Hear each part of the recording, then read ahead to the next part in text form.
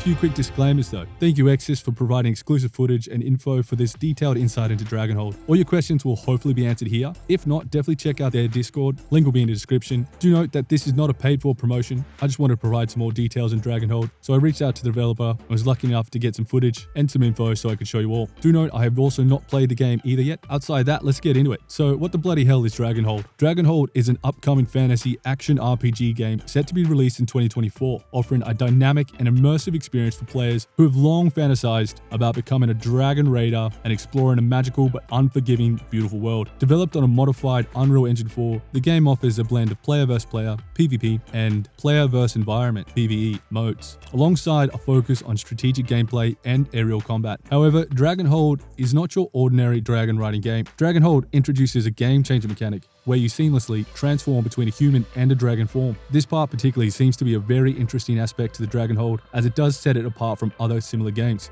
The dragon is summoned from a soul amulet that sits around your character's neck, enabling incredible aerial acrobats. In the PvP game mode, players engage in intense battles both in the air and within specially designed core rooms, which are critical capture points. These rooms, inaccessible to dragons due to the magical barriers, contain massive crystals that channel immense energy. The objective in PvP is twofold: capture these core crystals and then activate and fill a linked crystal elsewhere on the map using dragon flames. This design introduced a multi-layer strategy and team coordination linked to a high-stakes chess game in the sky and on the ground. Dragonhold features a PvE mode, which was refined to enhance players' interaction and introduce roguelike elements. Players can play solo or in teams of up to 4. Together or alone, you can explore a vast world, gather loot, and face various challenges, including bosses, dungeons, and more. Innovative feature called alcoves adds to the exploration aspect, providing players with opportunities to fight for loot in these special areas. For more on alcoves, soon. In the game's PvE mode, each playthrough offers a unique experience thanks to a randomized card system. This system changes the gameplay elements like bosses, challenges, and dungeons that no two sessions are alike. Additionally, the game features secret cards hidden within the PvE mode. These can alter the current game's conditions, either improving or worsening the player's situation. The game environment resets similar to a roguelike game, with key mission aspects being randomized at the start of each session. This randomization affects various elements such as weather conditions, enemy types, mission goals, and the difficulty, greatly increasing the game's replayability. Players might encounter diverse scenarios ranging from tsunamis to battles in lofty sky citadels, with the current map En Galan set to be expanded upon by the developers who plan to add more expansive maps in the future. Dragonhold can be thought of as a high-quality roguelike with dynamic elements like dragon fights, ever-changing maps, and world conditions. It incorporates meta progressions, a variety of weapons, skills, characters, and enemies, and dynamic world. It is a fantasy realm that offers new experiences with each new session, and as the developer continues to develop the game, players can expect to see more of this as it evolves. Character progression in Dragonhold is a class base with 3 unique dragon classes and 3 classes for warriors, aka the humans. Players gain experience points by playing PvE and PvP modes for their chosen class and gain levels respectively, unlocking new abilities and the potential for better equipment and stats. The game emphasizes movement and transformation mechanics, offering a rich mix of flight dynamics, ground combat,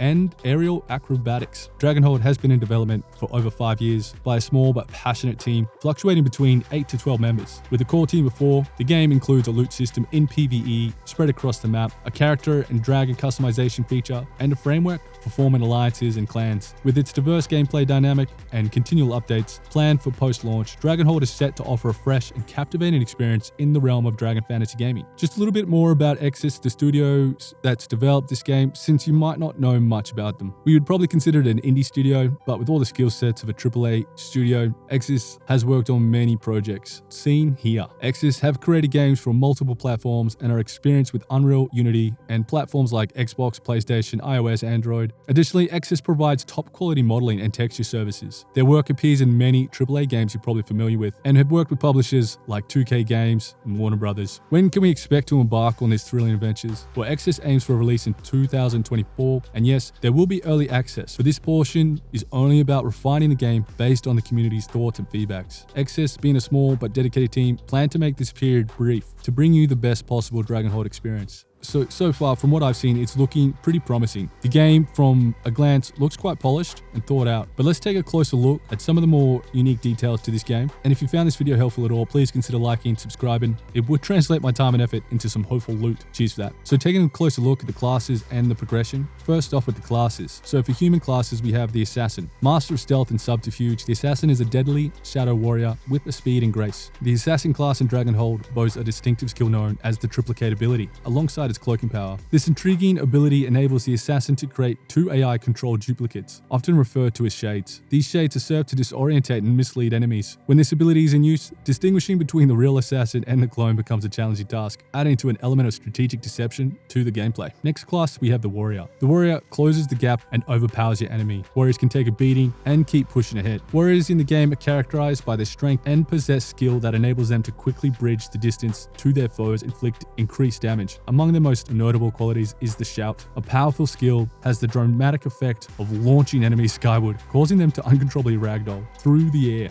Next, we have the Sorcerers. Sorcerers can unleash arcane energies and blast enemies from a distance with magical attacks. Sorcerers in this game are equipped with a variety of spell-like powers, including abilities such as Meteor Shower and a dazzling light similar to a flashbang. Additionally, they wield a formidable attack known as the Gold Ray, which manifests a massive iron cannon powerful magic laser. For the Dragon class, we have the Striker. Striker uses its magic to overpower their foe. They are an excellent balance of speed and power, and a good starting pick when you're new to the game. One of Striker's unique abilities is the Gravity Well, which sucks enemies into the vortex of nothingness and then spits them out while dealing massive damage. Then we have the Raider, the fastest and most devious Dragon class. The Raider is a master of stealth and misdirection, having low health but insane speed. The Raider mirrors the assassin class in its ability to cloak and triplicate, and it's generally a sneaky, agile type flyer. Then we have the Juggernaut, brute strength and indomitable spirit. It's the Juggernaut way. They crash their opponents with superior force. Juggernaut's ability center around plummeting you into submission. Overforce gives them a massive 40% damage increase, while the artillery attack fires multiple massive fireballs in quick succession. Not only will dragons have abilities, but additionally you can speed boost, barrel roll, do a 180 flip, and melee attack other dragons with wing swipes, knocking them off axis. So a variety of different attack types and skills to explore. Developers plan to expand the dragon melee to include grappling in the future. For the character progression for humans, as you play PvP or PvE, you gain XP for the class that you're using. And as you gain XP, you unlock abilities to access skill tree for that class, which will offer a huge variety of mixing and matching, a total of 3 different abilities you can assign for each game. This goes along with your customizable loadout, which you'll be able to have a few different setups. As you play PvE and PvP, you increase your experience and the potential for better stats and equipment become available from the loot. For the character progression for dragon classes, players have the opportunity to unlock and assign various skills to their dragon, enhancing the ability in the gameplay. Additionally, players have the option to customize both their dragons and warriors by changing their skins. The game is set to expand these features, which plans to introduce new armor for dragons and some more personalized options. Let's take a closer look at the PvE mode. As mentioned, there'll be cards to randomize things, but this is where you and up to 3 friends can dive into the Engalal region of Aval and its surrounding areas. You might start from scratch, no powers, no equipment, but as you explore, you gain abilities, gear up, and you even get to bond with your very own dragon. There's a ton of stuff to discover: loot, enemies, bosses, dungeons, and these special areas called alcoves. Alcoves are a special kind of single or small dungeons that players enter through special means. They have to find a way to destroy the magical seal and the stone slabs in order to enter them. They are randomly spread throughout the world map and represent one of the major elements in the game, meaning there are multiple alcove types: shadow, sacred, nature, and elemental. Each alcove also has an associated difficulty, so players will be able to decide if they're up for the challenge before they enter. Once inside, they have to survive and defeat the enemies inside to reveal the treasure. This can be a rune, or weapon, potion, gold, a dragon card, or anything.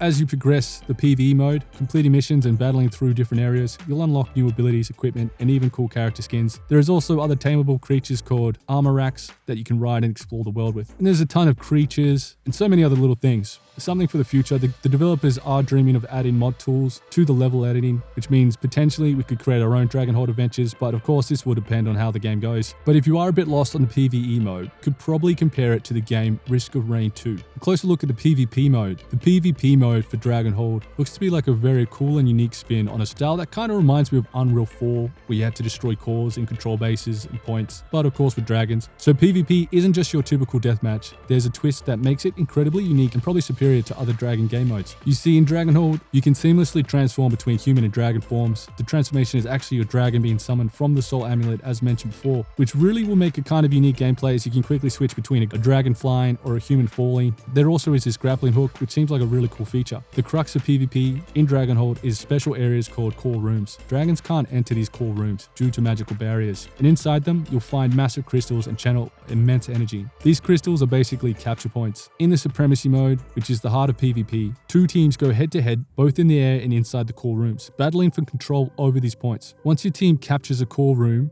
by holding the room and battling it out, a linked crystal elsewhere on the map will become active. For about 30 to 40 seconds, your team's mission then is to fill the linked crystal with magical energy using the dragon flame, while also defending the other crystal on the bottom. So your objective is twofold. First, capture the core crystal, and second, fill the linked crystal. This is where your strategy and skill come into play. The trick will be balancing between leaving some of your team members behind to defend the core crystal you just captured, and also rushing to fill the linked crystal with as much magical energy in order to score as many points as possible. The match will conclude by the first team filling the energy meter at the top, at which point the crystal will erupt with energy and destroy the other team. If nobody reaches the max energy level, the team with the most points at the end will win the game, which is usually about 50 minutes. The plan for early access is to start with 4 very different and unique PvP maps to start off with, and then more will be added. Dragonhold to me seems like an extremely interesting upcoming new game for 2024, offering a bit of everything, but also bringing some very new game mechanics that look refreshing and fun, while also offering a great challenge and progression system that we all love. The true test with games like Dragonhold is going to be to see if they can succeed where other games have failed. Games like Century, Age of Ashes failed, which is just another dragon type game that offers some rather impressive visuals and solely focuses on dragon battles, but was faced with many issues at the start. I might make a separate video on this topic, but Dragonhold might succeed where others have failed. One of the things I forgot to mention is that through playing PvE and PvP, you will be able to collect coins, the in-game currency, which will allow you to purchase a lot of the items. However, there will be a secondary currency that I believe can only be earned via purchasing or transferring cash to that currency, and there'll be some items that you won't be able to collect in the game without paying for. So just something to note. But outside that, from my understanding, there should be quite a lot of options to get a lot of the stuff without having to pay. So something just there to note. Some other interesting things to note as well. So what would happen to items that you find in, say, PvE? If you do manage to succeed and you leave the world, you may be able to keep these items. So not necessarily do I know for sure that you will be able to keep them, but sometimes you will. The system, as far as I understand, is still being developed and is subject to change. So we'll have to wait and see on that. It would be cool to see something like that where you do get to keep the items as you find them, especially from beating bosses. But we'll find out more on that soon. Another thing to note is that some weapons are class specific. So say when you're doing PvE with your mates and there's a certain amount of items dropped, some items won't be able to be picked up for particular classes. Only certain classes can pick up particular weapons. Another cool thing to just mention briefly again is the Citadels, which is that flying god machine that we can see here. It's used by a faction called New Dawn. They're an ancient tech and act as a mobile carrier and command center for when the New Dawn attack an area. They have weaponry and you can go inside them to fight the mini boss within. These are a major threat to the Dragon Raiders, so offer attractive loot. Another question is like what will happen in PvP from the different levels and different items and stuff. Is it going to be balanced? So in PvP multiplayer, any weapon that you've leveled up or that you've unlocked will all be set to level 10, so you can use all level 10 weapons. However, in PvE, weapons and armor have different stats and varieties, so everything will be the same though in PvP, which makes it fair and balances it all out. So some examples on the card system and how it could say change for an example. So it might be Waken Dungeon, the next card might be Find a Shard, the next one might be Kill a certain creature, the other thing might be Evening Time and the Extraction, or the Extraction card. You could get a role where it's crash into level, find person, kill this boss, might be snowing, and you might have to catch a ship to exit. So those are just some very high level examples of the card system and how it will change between the different PvE modes. In some starting conditions, you may have weapons and others you might not. A little bit more about this amulet that turns you into the dragon. So that's the soul amulet, which allows the boundless, basically your character, to soulbind to a dragon. Basically, they tame the dragon using the soul amulet to capture its essence and connect it to their own. This enables them to turn into dragons. This enables the dragons to live way beyond their death and binds them to the boundless, giving them strength, agility, and powers beyond a normal person. They can call the dragon forth from the amulet for a period of time to aid them in their quest. So this might mean that there is only a certain amount of time you can be a dragon, but I'm not certain of that. We'll have to find out. The other thing is the soul amulet acts as a failsafe for boundless. In the event of their death, other players can take the amulet from their body and bring them back and revive them at a revive point in a certain level. So those are just some of the other things I've got and that I wanted to include to give some extra information. Well, I hope you've learned something about Dragonhold. I'm really looking forward to this game. It offers some really cool, unique features. And definitely check out their website, wishlist, check out their Discord, and thanks very much for watching. Peace.